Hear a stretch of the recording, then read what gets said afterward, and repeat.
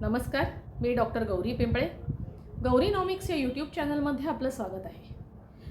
आता जे आखाती युद्ध सुरू झालेलं आहे, त्या आखाती युद्धामध्ये सगळ्यात जास्त कोणत्या अर्थव्यवस्थेचा फायदा झाला तर तो रशियाचा फायदा झाला. रशिया हा तेल उत्पादक देशांमधला दुसऱ्या क्रमांकाचा देश आहे. रशिया दररोज 98 लाख बॅरल्स इतकं तेलाचं उत्पादन करतो आणि रशियाची अर्थव्यवस्था ही तेलाची विक्री आणि सोनं आणि इतर खनिज क्रिटिकल मिनरल्स यांच्या विक्रीवरती रशियाची अर्थव्यवस्था अवलंबून आहे. रशिया युक्रेन युद्धानंतर झालं असं की रशियावरती आर्थिक निर्बंध लादले गेले. त्यामुळे Russia dollar based payment system जी आहे स्विफ्ट त्याच्यामधून बाहेर पडला. जे देश डॉलर वगळून रशियाशी करार करू शकत होते अशाच देशांनी रशियाबरोबर तेल खरेदीचे करार केले आणि त्याच्यामध्ये मुख्य देश दोन आहेत. एक म्हणजे भारत आणि दुसरा चीन.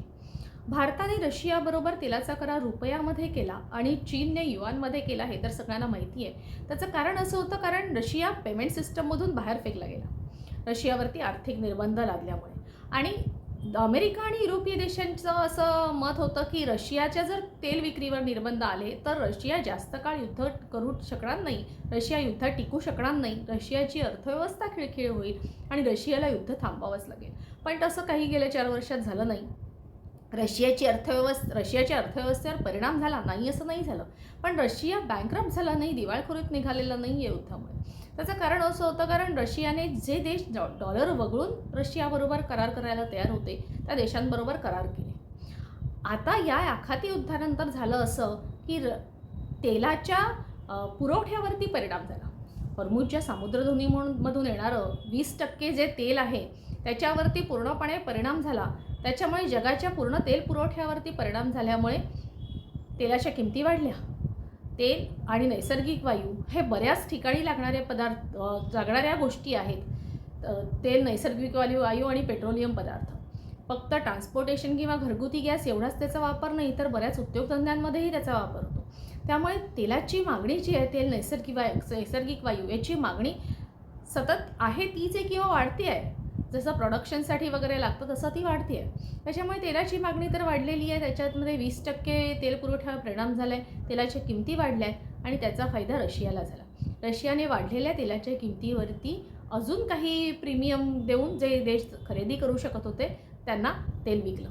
आता याच्यामध्ये झालं असं, गेल्याच आठवड्यात अमेरिकेने जाहीर केलं की रशियावरचे निर्बंध काढलेले आहेत. त्यामुळे रशिया आता पुन्हा पेमेंट सिस्टममध्ये आला. म्हणजे जे देश तेल खरेदीसाठी डॉलरमध्ये व्यवहार करू शकत आहेत तेही रशियाकडून तेल घेऊ शकतात.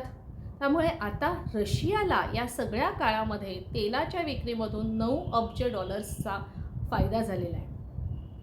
रशियावर जेव्हा आर्थिक निर्बंध होते तेव्हा रशियाने तेल हे डिस्काउंटमध्ये दिलं, पण तेलाच्या किमती वाढल्या आणि रशियावरचे आर्थिक निर्बंधही उठवले गेले. त्याच्यानंतर रशियाने जे मार्केट रेट आहे त्याच्यापेक्षा जास्त दराने प्रीमियम घेऊन तेल विकायला सुरुवात केली.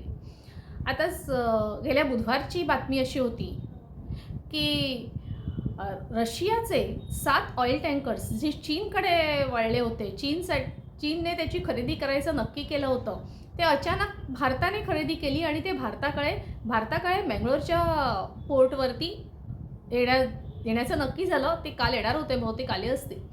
तर ते 7 टँकर्स अचानक चीनकडे जाणार होते. ते भारताने खरेदी केले मधल्यामध्ये जे काय रशियाने सांगितले असेल त्या किमतीवरती.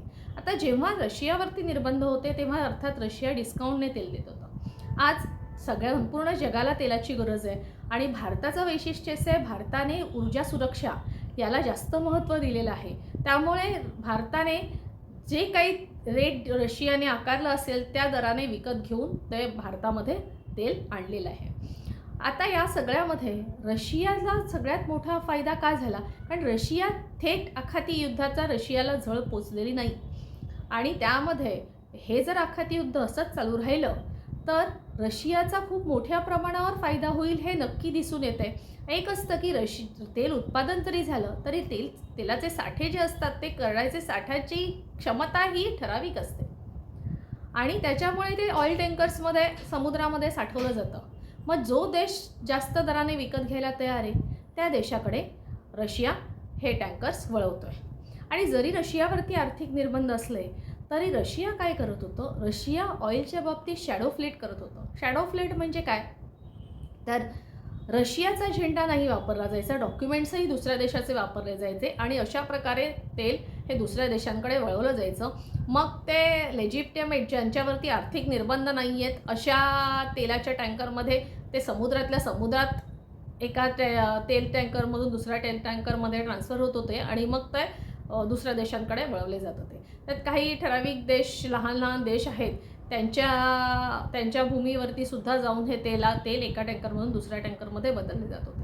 त्यामुळे रशिया शॅडो फ्लीट करतो आहे. रशिया शॅडो फ्लीट आधीपासून करत आहे. त्याच्यामुळे रशियाच्या तेलाची विक्री चालू आहे रशियाला हवी तशी. पण या सगळ्या आखाती युद्धामध्ये तेलाचे दर वाढले आणि त्यात रशियावरचे आर्थिक निर्बंध उठवले गेले आणि तेलाच्या दराच्या वरती प्रीमियम देऊन रशिया विक्री करायला लागला. या सगळ्याचा फायदा रशियन अर्थव्यवस्थेला झालेला आहे. गेल्या 4 वर्षामध्ये रशिया युक्रेन युद्ध झाल्यापासून भले अमेरिका किंवा युरोपीय देशांना वाटत होतं की रशियाची अर्थव्यवस्था खिळखिळ होईल, तशी न होता पुतीन युक्रेनवरती आजही हल्ले करण्यामध्ये यशस्वी झालेली आहेत. अर्थव्यवस्था खिळखिळी झालेली नाही आणि तिकडे मधलं युद्ध चालू होऊन 1 महिनासुद्धा झालेला नाही आहे. जेमतेम 20 दिवस झालेले आहेत. पण अमेरिकेच्या मिलिटरीने अमेरिकी राष्ट्राध्यक्षांकडे $200 बिलियन मागितलेले आहेत. जर ते दिले नाही तर हे युद्ध थांबवावं लागेल असं अमेरिकन मिलिटरीचं म्हणणं आहे.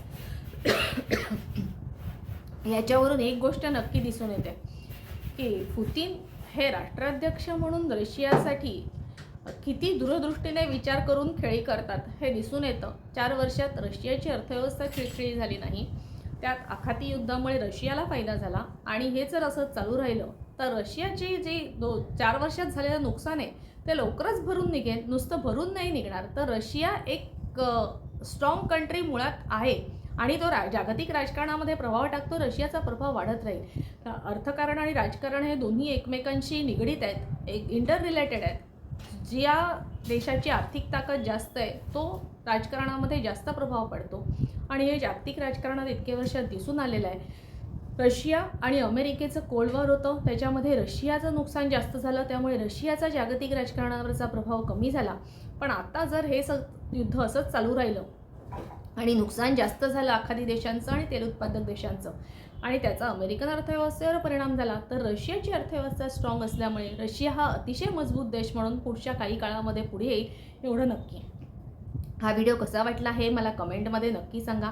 तुमच्या कमेंट यायला लागल्या आहेत त्यामुळे मला खूप छान वाटते की कमेंट करून तुम्ही सांगितल्यात. काही जणांनी विषयही सुचवलेत, ते घ्यायचा मी नक्की प्रयत्न करेन. या व्हिडिओला लाईक करा, शेअर करा, चॅनल सबस्क्राईब करा. धन्यवाद.